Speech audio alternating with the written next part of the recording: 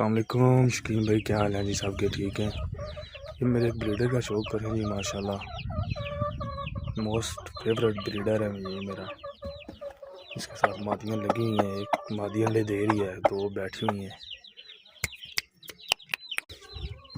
Check करें जी परिंदे की वेल, चेक करें नली वेल देखें परिंदे की।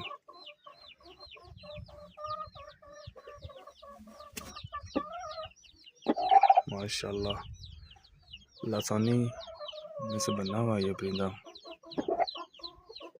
ये मादी इसके साथ लगी हुई है, पहले भी शौक करवाया हुआ है मैंने इसका। ये अंडे दे रही है, दो मादियाँ बैठी हुई हैं अंडों पे। एक ये मादी बैठी हुई है इसके अंडों पे, एक ये मेरी लसानी मादी बैठी हुई है इसके अंडों पे। माशाल्लाह ये भी मेरी फेवरेट ब्रीडर है ये।